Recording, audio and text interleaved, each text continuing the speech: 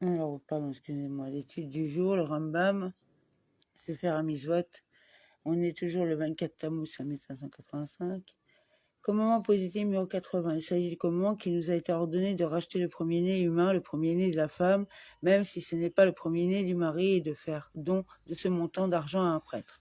C'est tiré du verset suivant. Le premier-né de tes fils, fais-moi hommage. Voici comment il convient de procéder. Le premier-né est libéré par l'intermédiaire du prêtre qui a comme un droit sur lui auquel on le rachète pour 5 sélas, 10 shekels. Ainsi qu'il est dit, seul tu devras libérer le premier-né de l'homme. C'est ce qu'on appelle le commandement du rachat du premier-né et les femmes en sont exemptées. Car c'est à l'homme qui incombe d'accomplir ce commandement pour son fils, comme c'est expliqué dans le traité Kiddushin. Les détails relatifs à ce commandement sont expliqués dans le traité Bekorot. Commandement positif numéro 81. Il s'agit du commandement nous incombant de racheter le premier-né mâle d'une ânesse par un agneau. S'il ne rachète pas à sa valeur en argent comptant et de donner l'agneau au prêtre, ce commandement est tiré du verset qu'il en soit glorifié. Le premier-né de l'âne, tu le rachèteras par un agneau. Les dispositions relatives à ce commandement sont expliquées dans le traité Bekorot. Les Lévites n'y sont pas non plus astreints.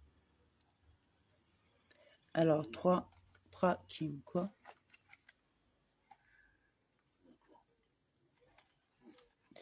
Alors, 24 Tammuz 1785, c'est faire Zeraïm, loi relative aux prémices, chapitre 9. Il est un commandement positif que chaque personne qui offre un animal pur donne au Kohen l'épaule, la mâchoire et l'estomac, ainsi qu'il est dit. Ceci sera la loi des Kohanim. Ceux-ci sont désignés partout comme les dons, et ce commandement est toujours observé, en présence du temple ou non, et en tout lieu, en terre d'Israël et en dehors de celle-ci, et non les animaux consacrés. Tous les animaux consacrés qui ont présenté un défaut fixe avant d'avoir été consacrés et qui ont été rachetés sont soumis au don. Et si un défaut passager a précédé la consécration, ou s'ils ont été consacrés entiers, puisqu'ils ont présenté un défaut fixe et ont été rachetés, ils sont exempts des dons.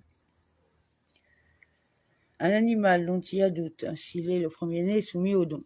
Des deux choses l'une, il y a là un dilemme inextricable, car s'il est le premier-né, il revient intégralement au Kohen. Et s'il n'est pas le premier-né, les dons reviennent au Kohen. Et s'il y a doute entre deux animaux, lequel est le premier, et que le Kohen en prend un par doute, le second est exempt des dons. Les sages ont considéré dans un tel cas comme si le Kohen l'avait acquis et donné avec son défaut à son propriétaire initial. Par contre, l'animal dont il y a doute s'il est de la dîme est exempt des dons au Kohen, quel que soit le cas, car celui, en l'occurrence le Kohen, qui exige quelque chose de son ami, doit apporter une preuve que cela lui est dû.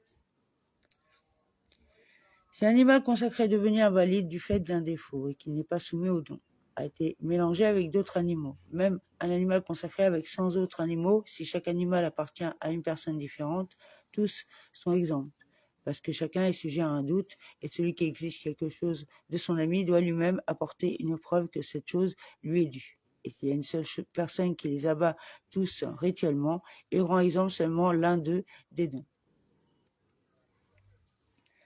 Ne sont soumis au don que les animaux domestiques, purs, ainsi qu'il est dit, qu'il s'agisse d'un bœuf ou d'une brebis.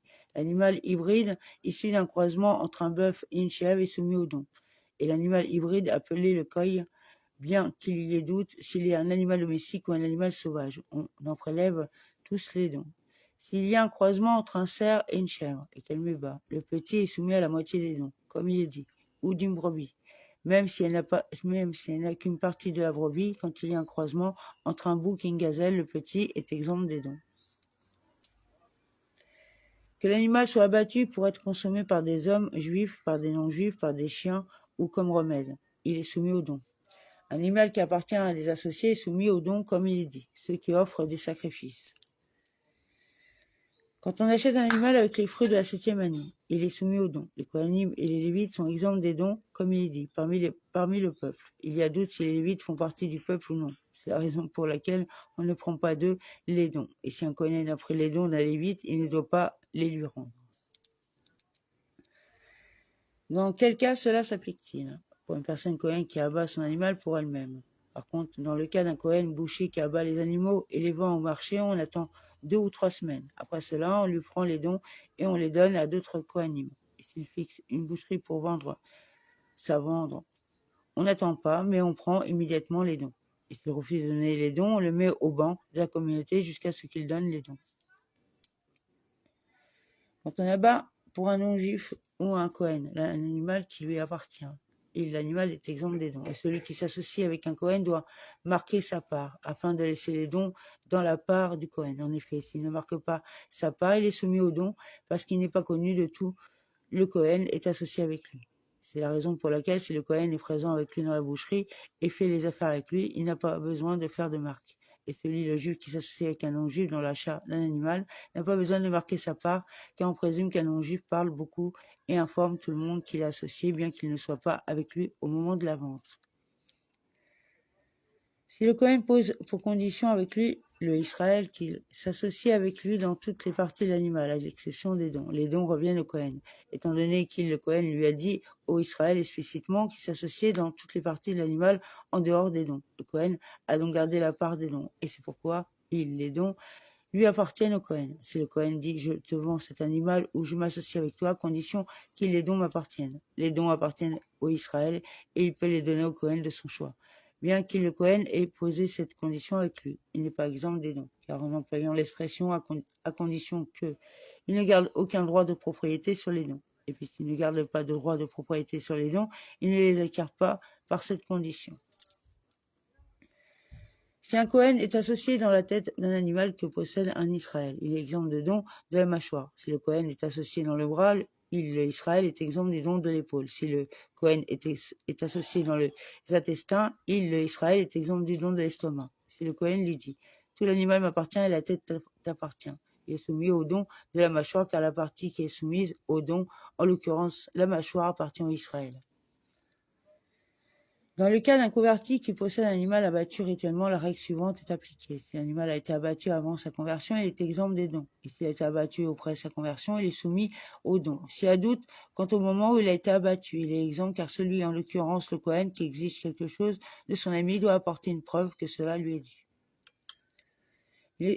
Il est permis de manger d'un animal dont les dons n'ont pas été prélevés, car il ressemble pas au cas du Tevel, parce que les dons pour les Kohen sont considérés comme séparés. Et les dons eux-mêmes, il est défendu au Israël d'en consommer si ce n'est avec l'autorisation du Kohen. S'il passe outre et en mange, les abîme ou les vend, il n'est pas obligé de payer parce que c'est une somme d'argent qui n'a pas de demandeur connu, parce qu'il peut dire à chaque Kohen qu'il aurait donné à un autre Kohen. Et celui qui les rachète, bien qu'il n'en ait pas le droit de les racheter, a le droit de les manger parce que les dons dus au Kohen peuvent être volés. S'il dit au vendeur « Vends-moi les intestins d'une vache » et que ceux-ci comprennent les dons, c'est-à-dire l'estomac, l'acheteur les donne au Kohen et le boucher ne diminue pas le prix. S'il les achète au poids, il les donne au Kohen et diminue le prix. Celui qui envoie de la viande à un ami, les dons y sont inclus. Le dernier n'a pas à craindre qu'il, celui qui lui a envoyé cette viande, ait transgressé et ait volé les dons, mais présume qu'il les a achetés au Kohen. Dans un endroit où il n'y a pas de Kohen, on rachète les dons avec de l'argent et on les mange, ces parties de la viande. Parce que cela mettre de côté ces parties de la viande serait une perte pour le Kohen parce qu'elle s'abîmerait. Celui qui désire donner les dons à Kohen peut le faire. S'il désire les partager, il ne doit pas donner la moitié de l'estomac à l'un ou la moitié de l'épaule, mais plutôt il donne l'épaule à l'un, l'estomac à l'un et la mâchoire à deux. Ainsi qu'il est dit, tu lui donneras. Il faut que ce que tu lui donnes soit susceptible de faire l'objet d'un don. Et il s'agit d'un bœuf dont les parties sont importantes. Il peut les couper en morceaux à condition que chaque morceau soit suffisamment important pour faire l'objet d'un don. Qu'est-ce qui est défini comme l'épaule? L'épaule du bras droit depuis l'os du radius, l'intersection du radius et de l'humérus, jusqu'à l'os de la scapula, qui sont deux membres, c'est-à-dire l'humérus et la scapula, emboîtés l'un dans l'autre, et la mâchoire depuis la mâchoire jusqu'à la saillie de la trachée, le gros anneau avec la langue entre eux. Tout revient au Kohen. On ne doit pas faire chauffer la mâchoire et l'épaule pour en retirer les poils, et on ne les dépèse pas, mais on les donne avec la peau et les poils, et l'estomac on le donne avec la graisse qui est au-dessus et la graisse qui est à l'intérieur. Et les Kohanim ont déjà pris l'habitude de laisser la graisse de l'estomac au propriétaire. Une femme née Kohen peut manger des dons, bien qu'elle soit mariée à un Israël, bien que ces dons ne sont pas saints. Plus encore, le mari de cette femme, Kohen, peut lui-même manger des dons en vertu de sa femme. Par contre, une femme halala ne peut pas manger des dons parce que les halalim ne font pas partie des Kohanim. Et si le Kohen désire vendre les dons ou les donner en cadeau même à un non-juif, ou les donner à manger aux chiens, il peut le faire parce qu'ils n'ont pas de sainteté. Un Cohen qui a des amis qui lui donnent les dons. S'il désire les faire acquérir à son ami Israël, il peut le faire, bien que les dons ne soient pas encore en sa possession. Et ses amis immoleront leurs animaux et donneront les dons à Israël, qui les a acquis par l'intermédiaire du Cohen. Et ceci est permis à condition que ce Israël ait une situation difficile et n'ait pas de viande à acheter, et que le Cohen qui lui ait fait acquérir soit son ami et non son valet. Mais si les Cohen et le valet de ce Israël, son locataire ou son salarié, il ne peut pas les lui faire acquérir avant qu'ils soient en sa possession, de crainte qu'Israël les acquiert les dons contre son gré du Cohen. Un Cohen ne doit pas s'emparer des dons ni en faire de la demande explicite, mais seulement quand on lui donne avec honneur. Il les prend et lorsqu'il y a de nombreux Cohen dans la boucherie, ceux qui sont discrets tendent les mains et les gloutons prennent de même.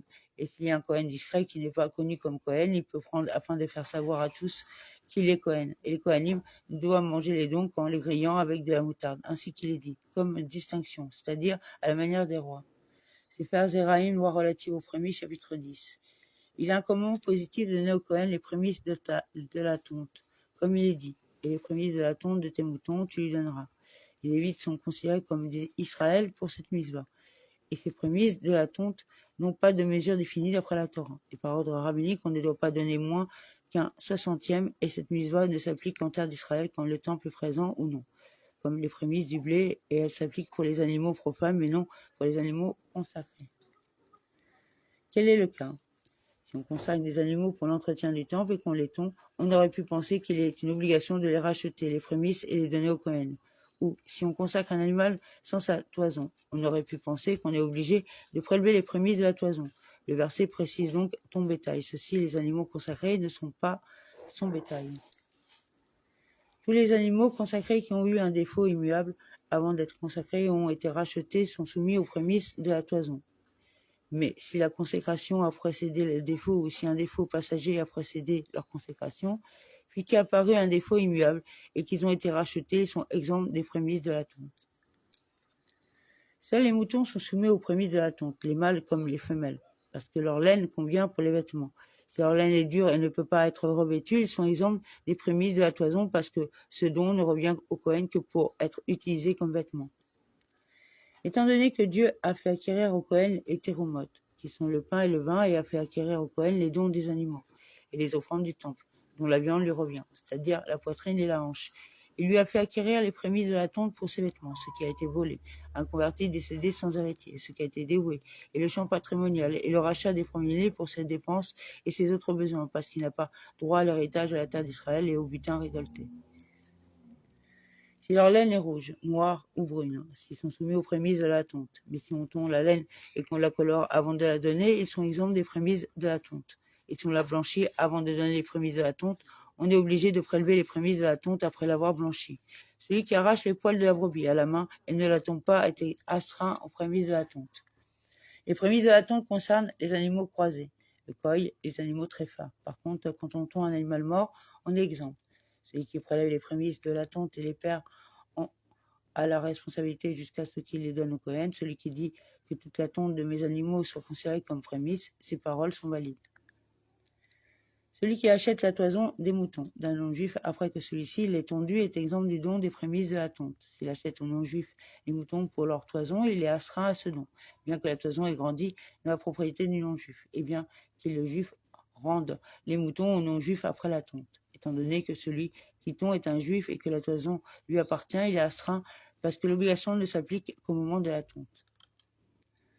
Quand on achète la toison des moutons d'un ami, si le vendeur laisse une partie de ses moutons à tondre, le vendeur est obligé de prélever de ce qui reste pour le tout. Bien qu'il n'ait pas commencé à tondre les moutons, on a pour présomption qu'un homme ne vend pas les dons dus au Cohen et qu'il n'a rien laissé, l'acheteur est obligé de prélever la toison. Il y a deux sortes de toisons par exemple, la toison blanche et la toison brune, ou de la toison de mâle et de la toison de femelle, et qu'ils vendent une espèce et gardent une espèce. Chacun donne les prémices de la toison séparément. L'un donne séparément les prémices de la tonte de ce qu'il a acheté, et l'un donne les prémices de la toison de ce qu'il a laissé. Dans le cas suivant, une personne s'est convertie alors qu'elle avait des toisons et ne sait pas si elles ont été tondues avant ou après sa conversion. À l'exemple, et on applique le principe de celui, en l'occurrence le Cohen, qui exige quelque chose de son ami, doit apporter une preuve que cela lui est dû. Combien de moutons doit-on posséder pour qu'il soit soumis aux prémices de la tonte? pas moins de 5, à condition que leur toison ne pèse pas moins que le poids de 6 sélas, et que chacune des 5 toisons ne pèse pas moins que le poids de 12 sélas. Si l'une d'elles pèse moins que le poids de 10 sélas, bien que les 5 pèsent le poids de 60 sélas ou plus. Ils sont exempts du don des prémices de la toison. Les associés sont soumis aux prémices de la toison à condition que la part de chacun comprenne la mesure minimale. Les 5 moutons de 2 associés sont exempts des prémices de la toison. La mise bas de prémisse de la toison consiste à prélever le début de la tonte. Et si on a prélevé la tonte au milieu ou à la fin, on est quitte. Si on a 5 moutons et que l'on tond l'un d'eux seulement, et qu'on vend la toison, puis qu'on tond le second et qu'on vend sa toison, puis qu'on tond le troisième et on vend sa toison. Toutes ces toisons s'associent pour être soumis aux prémices de la tonte, étant donné qu'il y avait au début 5 animaux. Et on est obligé de prélever la tonte même s'il y a eu un intervalle de plusieurs années. Et on peut prélever de la nouvelle toison pour l'ancienne toison et de la toison de l'un pour la toison de l'autre. Mais s'il y a une brebis et qu'on la tond et qu'on pose sa toison, puis on achète une seconde, on la tond et on la pose, elle ne s'associe pas. Celui qui a de nombreuses toisons des prémices de la toison et désire les partager pour les Kohanim ne doit pas donner à chacun moins que le poids de 5 sélas de laine blanchie pour en faire un petit vêtement. Il ne blanchit la laine avant de la lui donner, mais il lui donne de la laine de la toison telle qu'elle, non blanchie, de sorte que son pied après le blanchissage soit de 5 sélas ou plus. Comme il est dit, tu lui donneras.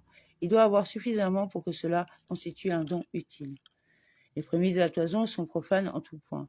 C'est la raison pour laquelle je dis qu'on la donne à une femme Kohen, bien qu'elle soit mariée à un Israël, comme les dons des animaux, il me semble que tous deux sont régis par la même loi. C'est Sefer Zeraïm, relatif aux prémices, chapitre 11.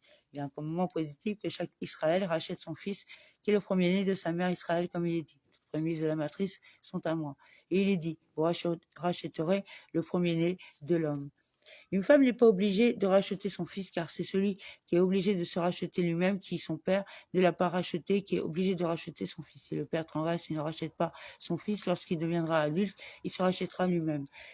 S'il doit lui-même se racheter et qu'il doit racheter son fils, il se rachète en premier, puis il rachète son fils. Il n'a que l'argent pour racheter une personne, il se rachète lui-même. S'il doit racheter son fils et qu'arrive le moment de monter à Jérusalem pour la fête, il n'a pas suffisamment d'argent pour les deux. Il rachète son fils, puis il cherche l'argent pour monter pour la fête, ainsi qu'il est dit. Le premier-né de tes fils, tu rachèteras. Et ensuite, ils ne paraîtront point devant ma face les mains vides.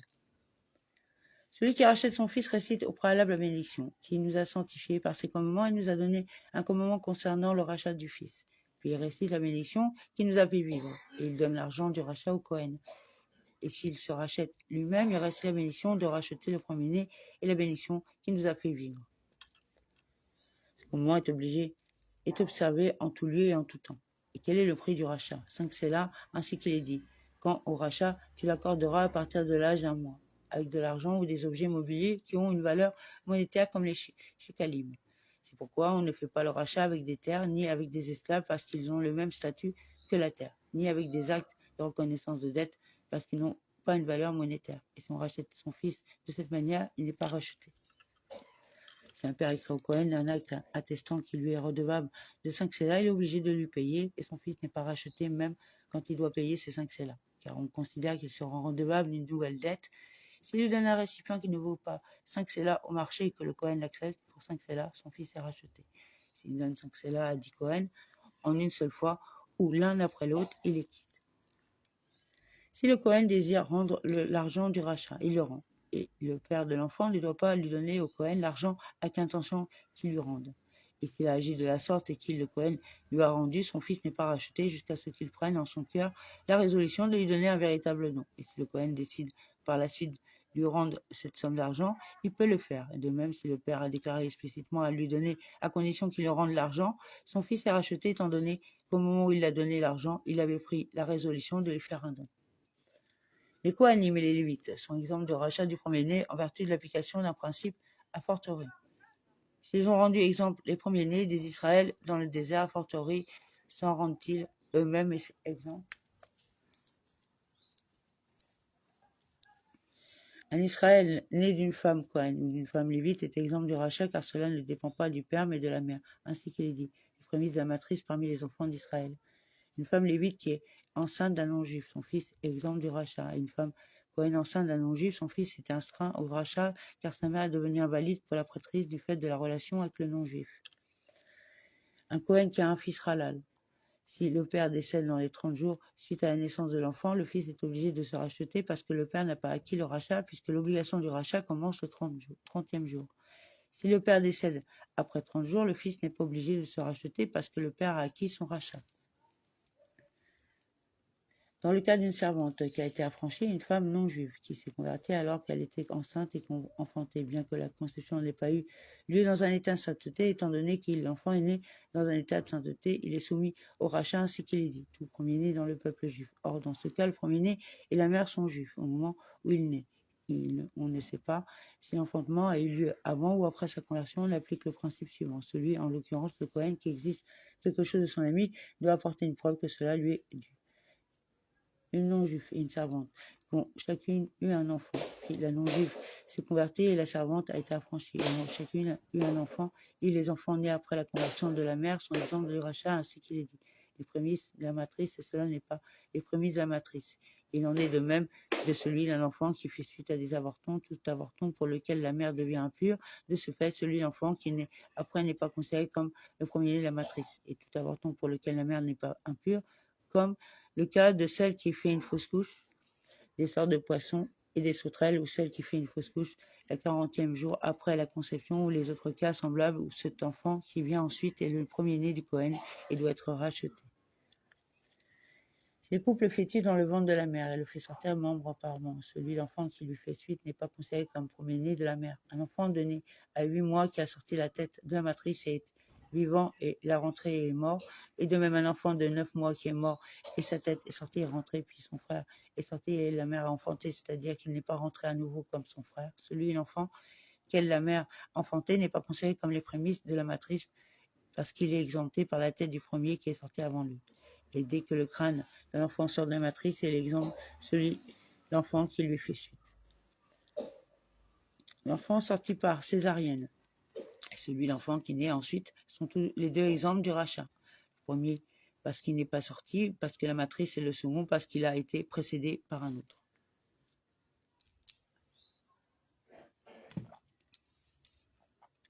À partir de quand est-il soumis au rachat? Dès qu'il y a 30 jours, comme il est dit, il sera racheté à l'âge d'un mois. Et si le fils décède dans les 30 jours, même le 30e jour, et de même s'il devient très fast, c'est-à-dire que le cerveau ou le poumon de l'enfant ont été troués, il mourra avec certitude dans l'année à suivre. Il n'est pas obligé de payer 5 sélas. S'il donne l'argent avant au Cohen dans les 30 jours et que le fils meurt dans les 30 jours, le Cohen doit lui rendre de l'argent du rachat. Et si le fils décède après 30 jours, il astreint au rachat. Et s'il n'a pas payé le rachat au Cohen, il doit le faire. Celui qui rachète son fils durant les 30 jours, si le Cohen lui dit, à partir de maintenant, le rachat est fait, son fils n'est pas racheté. Et s'il lui dit, après 30 jours, le rachat aura été fait, son fils est racheté, bien que la somme d'argent ne soit pas présente après 30 jours. Personne dont on a doute si elle est soumise au rachat en est exempt, car celui, en l'occurrence le Cohen, qui exige une somme d'argent, doit apporter une preuve que celle-ci lui est due. Si le père décède dans les 30 jours, on présume que le fils n'a pas été racheté jusqu'à ce qu'il amène une preuve que son père l'a racheté avant de mourir. Si le père décède après les 30 jours, on présume que l'enfant a été racheté jusqu'à ce que l'on soit informé qu'il n'a pas été racheté. Dans le cas d'un homme dont la femme n'a pas encore enfanté, elle donne naissance à un garçon et une fille. On ne sait pas lequel est sorti en premier. Le Cohen n'a droit à rien.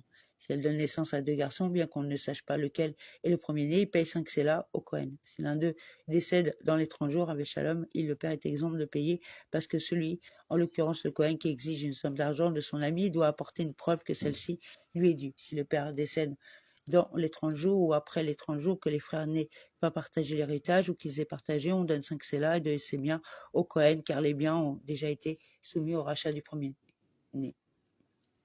Ces 2 femmes qui n'avaient pas encore enfanté ou chacune un garçon, ils payent 10 sélas au Cohen. Si l'un d'eux des enfants décèdent dans les 30 jours, la règle suivante est appliquée pour le rachat. Si le père avait payé les 10 sélas à un seul Cohen, celui-ci lui rend 5 sélas.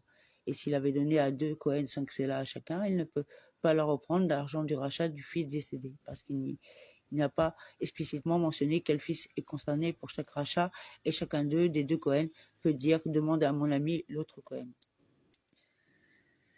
Si ces deux femmes qui n'avaient pas encore enfanté ont eu un garçon et une fille, on ne sait pas laquelle a eu un garçon et laquelle a eu une fille, ou deux garçons ou une fille, c'est-à-dire que l'une d'elles a eu un garçon et une fille, on ne sait pas lequel est né en premier. Il paye 5 sélas au Cohen parce qu'il est impossible qu'au moins l'un des garçons ne soit pas le premier né. Si elles ont donné naissance à deux filles et un garçon, ou deux garçons et deux filles, et qu'on ne sait pas lequel est né en premier, le Cohen n'a droit à rien, car on peut supposer que la fille est née en premier avant le garçon.